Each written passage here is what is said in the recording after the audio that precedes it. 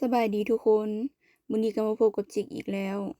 มื้อนี้จิกได้ปลาสวายอยู่มินิมาร์ทมาก็เลยคิดว่าสิเฮ็ดเมนูหมกปลาสวายนะทุกคนซึ่งตอนนี้กำลังล้างทำความสะอาดอยู่นะทุกคนนี่เด้ได้ประมาณนี้เลยแพ็คหนึงก็จะมีอยู่ประมาณ4ตอนนะทุกคนพอแต่ล้างทำความสะอาดแล้วเนาะจิกก็จะมาซอยเป็นตอนพอดีคำนะทุกคนอยากจะบอกว่าบ่ได้ที่เป็นกระดูกนะแข็งขนาดเลยนะทุกคนส่วนหลายอยู่เกาหลีนะทุกคนปลาดุกหรือว่าปลาสวายเขาเจ้าจะนำเข้ามาจากเวียดเพราะว่าทางหน้าซองนะจิเห็นเป็นภาษาเวียดเนาะแต่ถามว่าอ่านได้บ่ฮู้อ่าน ถ้าถามหาเรื่องปลานี่จุดที่แซ่บที่สุดนะทุกคนเป็นหนังท้องมันจิกมากได้บริเวณหางปลานะทุกคนแม่งแข็งแท้แข็งว่าทุกคนเบิ่งแต่มือนะจนแดงนะเนี่ยหลังจากที่จิกตัดตอนปลาเป็นที่เรียบร้อยแล้วเนาะจิกก็จะมาซอยหัวสิงไข่ทุกคนเมนูหมกนี่ถ้าหากว่าขาดหัวสิงไข่นี่บอกได้เลยว่าก็คือบ่แซ่บเลยนะแล้วก็จะซอยหอมบัวใหญ่หรือว่าหอมหัวใหญ่หั่นใส่ลงไปนำเนาะทุกคนเมนูเฮ็ดหมกก็คือบ่ได้ยากทุกคนใส่หอมบัวแล้วก็กระเทียมหัวสิงไข่แล้วก็มะเขือ กระเทียมนี่จิกใส่5กีมเด้อหลังจากนั้นเราก็เตรียมมาปรุงกันเลยทุกคนจิกจะใส่แป้งนัวลงไปหั่นครึ่งบวงเด้อแล้วก็จะใส่คะน้อเขียวหั่นนะครึ่งบวงน้อยหน่อยนึงแล้วก็ใส่เกลือลงไปหน่อยนึงแล้วก็จะใส่มะเขือแห้งลงไป10หน่วยส่วนหลายจิกอยู่พีนะจะกินแต่มะเขือแห้งเลยทุกคนมะเขือดิบหั่นบ่ต้องถามหาเลย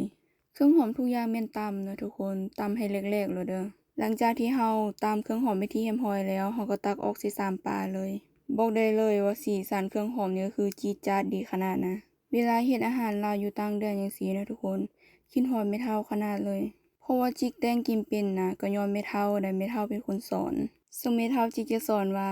อ้อหันใส่6หมกหันใส่10แกงหันใส่3ตัวนี้แม่นหมายถึงการใส่มะเผ็ดเด้อทุกคนใส่มะเผ็ดในเมนูอาหารหันนะหรือว่าเว้าย่อๆก็ประมาณว่าอ้อ6หมก10แกง3มีผู้ใดเคยได้ยินคำนี้บ่ทุกคน แม่ผู้เฒ่าเขาเจ้าจะเว้าติดปากเลยหั้นนะหลังจากที่ตำข้าวเบื่อเป็นที่เรียบร้อยแล้วจิก็จะมาใส่ในสามปลาเนาะแล้วก็จะเอาน้ำล้างครกหั้นใส่น้ำมันจังนัวดีอันนี้ก็คือเคล็ดลับความแซ่บของแม่บ้านเนาะหลังจากนั้นจิก็จะใส่ซีอิ๊วหั้นลงไปนำเด้อจิกใส่ซีอิ๊วลงไป5หยดเด้อหลังจากนั้นแล้วเนาะจิก็จะมาซอยหอมบัวใบแล้วก็ใส่ไปในซ้ำหั่นล่ะทุกคนแล้วก็จะซอยผักอีตูเนาะผักอีตูนี่ก็เอามาหน่อยนึงเนื่องจากว่าเอาไว้ในตู้เย็นห้องแข็งนะทุกคนบ่เน้นความสดทุกคนเน้นความหอมหลังจากที่ใส่ผักหอมไปเป็นที่เรียบร้อยแล้วเนาะจิก็จะทำการสลัมให้เข้ากันเลยเด้อทุกคนสลัมหั้นเป็นภาษาเกาหลีที่แปลว่าคนที่แปลว่ามนุษย์แม่นอีหยังวะ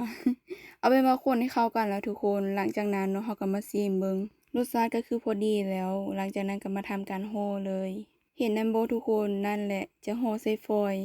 บ่ต้องถามหาตรงเด้อทุกคนเพราะว่าบ่มีห่อใส่ฟอยล์อันนี้ก็แซ่บคือกันมันขึ้นกับผู้ปรุงรสชาติหลายกว่าเนาะตั้งแต่มาอยู่เกาหลีก็คือบ่เคยได้กินมุกใส่ตองจักเทื่อห่อใส่ฟอยล์ดีกว่าทุกคนถ้าหากว่าสิลงทุนซื้อใบตองให้มาเฮ็ดมุกนะบอกเลยว่าบ่คุ้มค่า เพราะว่าซื้อมาเขาเจ้าก็ขายเป็นโลหั้นนะทุกคน เขาเจ้าขายโลหนึ่งประมาณ10,000วอนนี่ล่ะถ้าสมมุติว่าเราซื้อมาเฮ็ดมุกก็คือมันเหลือหั้นนะมันเฮ็ดมุกกินแต่เทื่อเดียวหนึ่งนะทุกคนก็เลยคิดว่าบ่คุ้มค่ามุกของเราก็บ่เน้นงามเนาะทุกคนเน้นให้กินได้ก็พอหลังจากที่ห่อแล้วก็จะมาเตรียมเอาน้ำใส่หม้อ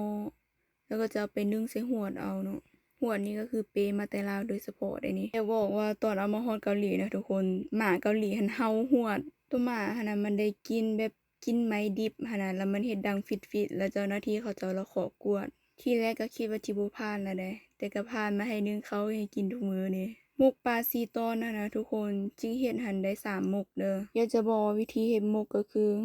ได้ใช้เวลาโดนแฮงทุกคนเพื่อบ่เป็นการเสียเวลาเนาะ ในตอนที่ทาหมกสุกหั้นนะจิก็จิมาเตรียมลวกผักกันเลยเมนูหมกกับผักลวกนี่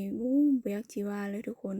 เข้ากันอำล้ำผักที่จิกจะลวกนี่ก็จะเป็นผักตุ้มตวงเนาะทุกคนมันจะมีรสชาติอาวขมหน่อยนึงแล้วก็จะมีผักกุ้ยช่าย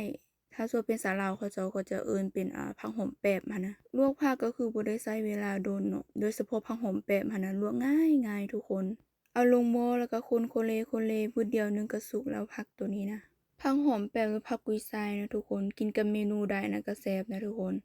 เฮาลวกนะบ่ว่ากินกับหมกกับโอะบ่สิกับคั่วปลาแดกนะก็คือเข้ากันอำล้ำเลย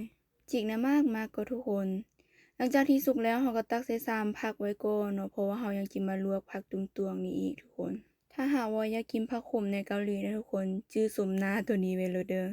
เห็นบ่ได้เก็บไปโลดไปลวกกินกับแจ่วกินกับหยังหั้นน่ะแซ่บหรือว่าสิเฮ็ดแกงใส่ลูกหมูก็แซ่บคือกันทุกคนแบบมันขมติดปลายหั้นน่ะบ่ได้ขมหลายนะทุกคนขมแบบขมพอดีกินขมแบบกินแล้วคิดฮอดบ้านหั้นน่ะผักตัวนี้แท้ลวกบ่ได้ใช้เวลาโดนเนาะใช้เวลาแต่5นาทีหนึงทุกคนหลังจากนั้นก็ตักออกและอันนี้ก็เป็นโสมหน้าอาหารของเราทั้งหมดทุกคนก็จะมีผักลวกแล้วก็หมกนี่ลองเบิ่งก่อนว่าจะสุกบ่นี่นึ่งบักโดนๆได้นี่50นาทีพู้นบ่และปรากฏว่าหมกของเราก็สุกแล้วเพื่อบ่เป็นการเสียเวลาทุกคนเพราะว่าหิวข้าวแฮงเบิ่งแต่ปานข้าวนะปานบักใหญ่ๆอยากจะบอกว่ากินก็คือหอมแฮงหอมหัวสิงไข่กับใบผักอีตูทุกคนคิดฮอดบ้านแฮงอะบอกไว้เลยนี่เฮ็ดคำใหญ่ๆเข้าไปเลยนี่ทุกคนน่าแซ่บบ่เพราะว่าซีนบริเวณหนังท้องปลาสวายก็คือแซ่บแฮงทุกคนตัวจิขอจบคลิปไว้เพียงเท่านี้เด้อทุกคนขอตัวไปกินข้าวก่อน